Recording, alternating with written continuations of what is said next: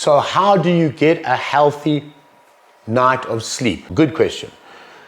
Creating an effective sleeping environment and practices around your sleep are sometimes referred to as sleep hygiene. It doesn't mean you should wash yourself nicely before you go to bed, although I mean it's probably better. Sleep hygiene really revolves around your disciplined practices in order to go to sleep and a routine of sleep that you have that is consistent. Try to wake up the same time every morning and go to bed the same time at every night. If you keep waking up at 4, then 7, 6, then 9, that rhythm goes out of whack. An hour before you go to sleep, you should turn off all devices and you should lower any light in the room. Our brain, our biology, doesn't like sleeping when it can see any kind of light in the room because it perceives that light as some kind of a daytime. Okay? The sun is up, I shouldn't be sleeping. You shouldn't go to bed on a very empty stomach, but you shouldn't go to bed on a full heavy meal either, okay? While you sleep, you do a rest and digest process. It also gives your body a chance to make the most use, the maximum, most efficient use out of the minerals and nutrients that you consume on a daily basis. So I would say an hour or more before you go to sleep, try not to eat anything very heavy, specifically something that's going to give you energy, and also obviously avoid stimulants.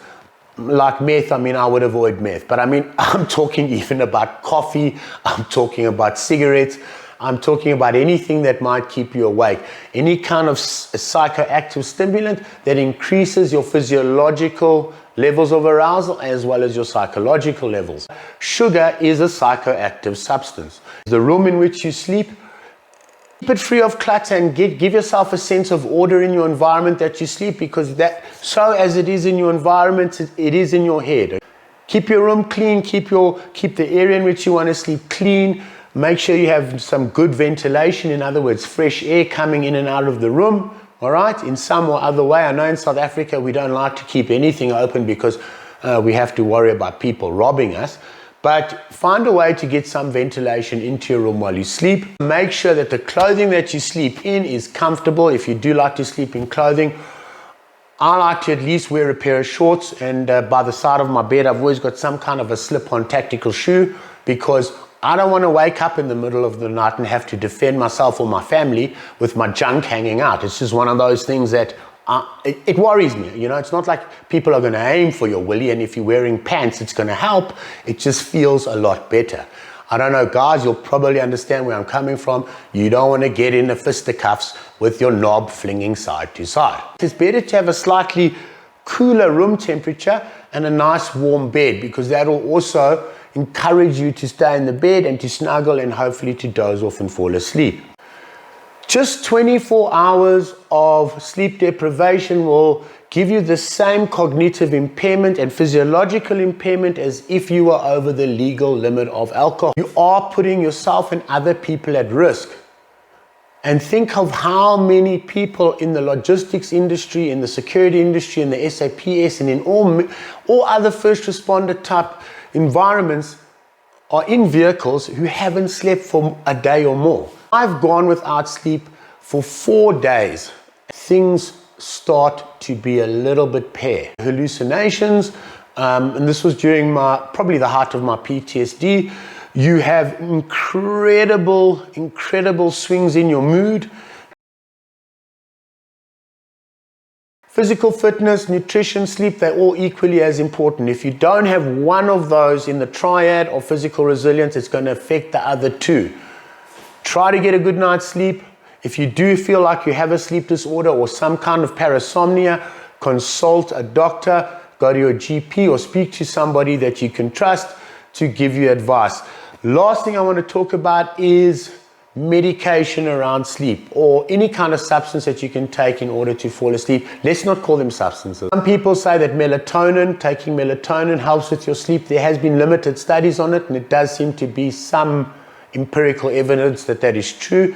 Definitely magnesium seems to have an effect on your sleep. And in terms of prescription-based assistance for sleep, generally there are two types of drugs that are used. The one is a hypnotic or a sleeping pill that we know, like Stilnox, all right, Rohypnol, You know that name? Okay. Why is my water blue? Hypnotics are habit forming. Just so you understand, hypnotics are habit forming. In other words, your body will habituate to the substance, which means eventually you will have to take more and more and more and more. So I would say that hypnotics are not a good long-term solution to sleeping problems. There are also other sleeping tablets that they use that are actually in the antipsychotic category, but they give them to you at a smaller dosage.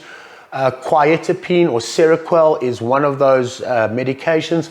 I was prescribed Seroquel to sleep at one stage, but I took it once. When I woke up in the morning, I felt like a zombie. It was like looking through a veil of mist the whole day as I was trying to walk.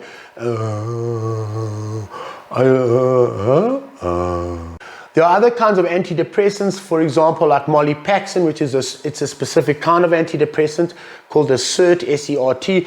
And mollypaxin is a one that will help you sleep. Sometimes it's prescribed that you take it at night, sometimes first thing in the morning, but what it seems to do is it seems to assist people in their sleep pattern.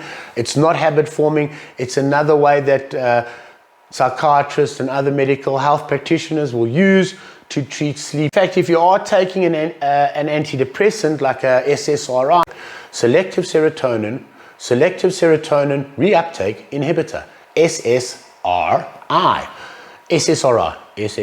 Will also probably help stabilize your sleep patterns and improve your sleep. That is also fairly useful, and they do use them sometimes in conjunction, but they're not primary medications for sleep. They are more for psychological disorders.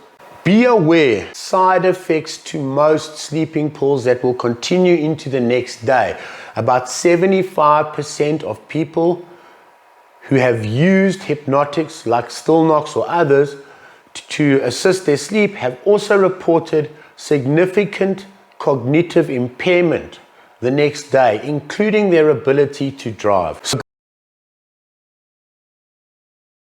guys, that's all about sleep. I also happen to have a pit bull that I think suffers from an uncategorized parasomnia called night migration. I will wake up and find the pit bull in the bed, but that's not where he started, the little shit. He started in his own he has a lovely bed. Look at that bed. He's got his own bed. Creep into my bed whenever he gets a gap and then kind of like be the little spoon. He's an idiot. Thank you very much for watching this video, and I hope it gives you some insight into sleep.